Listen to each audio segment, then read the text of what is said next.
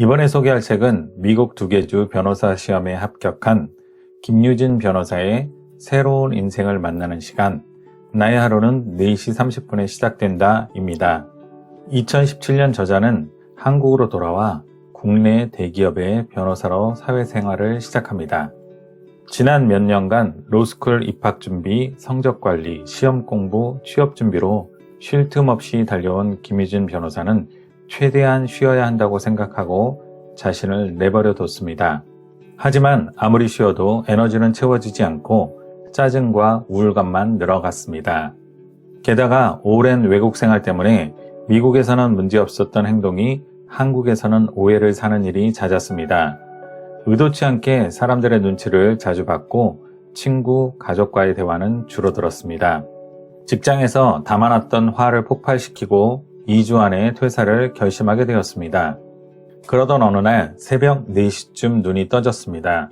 다시 잠을 청했지만 평소와 달리 정신이 말똥말똥해졌습니다. 청소할까? 책을 읽을까? 운동을 할까 하다가 그날따라 따뜻한 차를 마시며 조용히 여유를 즐기게 되었습니다.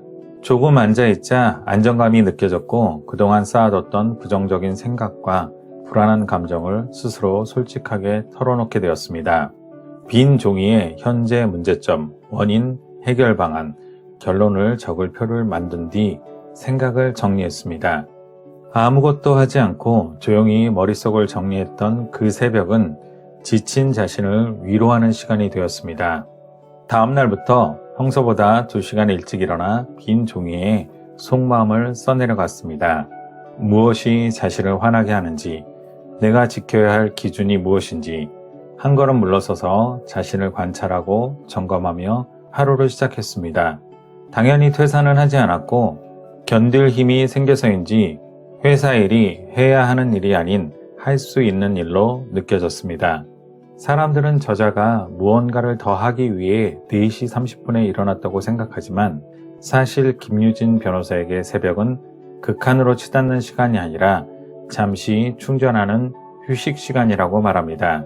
새벽 기상은 열심히 사는 방법이라기보다 계속 열심히 사는 수단입니다.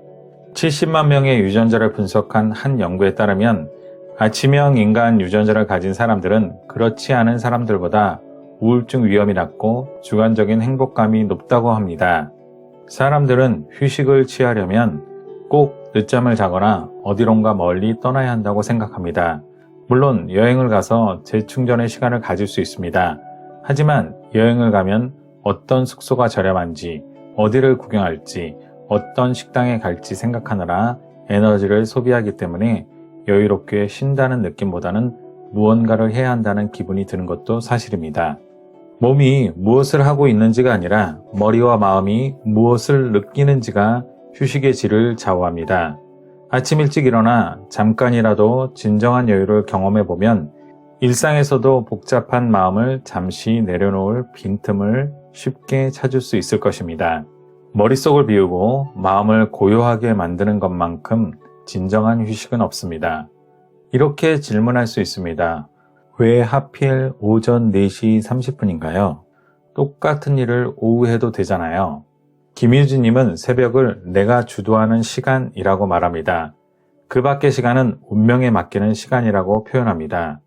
생각해보면 하루 중 순전히 내 의지로 사용할 수 있는 시간은 그렇게 길지 않습니다. 아침부터 저녁까지 나의 계획과 상관없이 예상치 못한 일에 주의력과 시간을 뺏기는 경우가 많습니다. 하지만 모두가 잠든 새벽에는 갑자기 일정이 변동될 확률이 드물고 주의를 빼앗길 흥미로운 일도 잘 일어나지 않습니다. 새벽에는 온전히 나만의 시간을 나만의 속도로 자유롭게 활용할 수 있습니다. 새벽에는 나 자신을 우선순위에 두어야 합니다.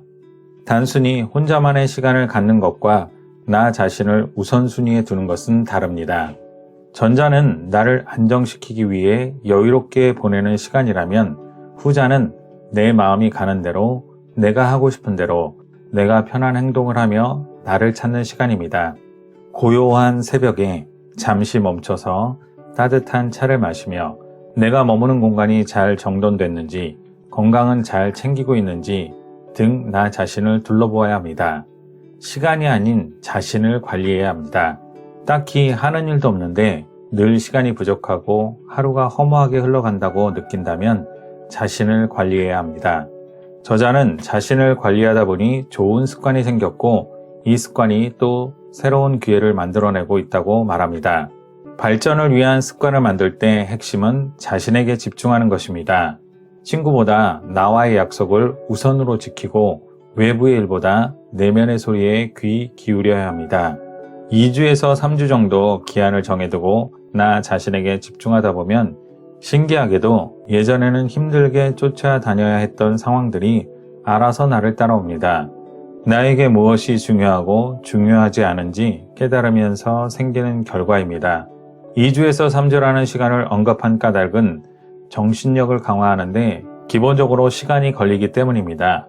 한편 정해놓은 기간이 지났는데도 변화가 없다면 조바심을 내기보다는 내 마음이 진짜 원하는 것이 무엇인지 냉정하게 생각해 볼 필요가 있습니다. 인생을 바꾸고 싶다면 아무리 사소한 목표일지라도 한 번에 손쉽게 이루어지길 기대하는 태도는 버려야 합니다. 행운을 기대하지 않고 다른 사람들의 이야기가 아닌 나의 목소리에 귀 기울이며 조금씩 발전시키다 보면 예전과는 다른 기회가 찾아옵니다.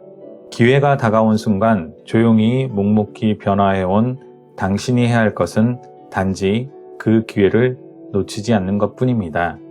지금까지 책 나의 하루는 4시 30분에 시작된다 였습니다.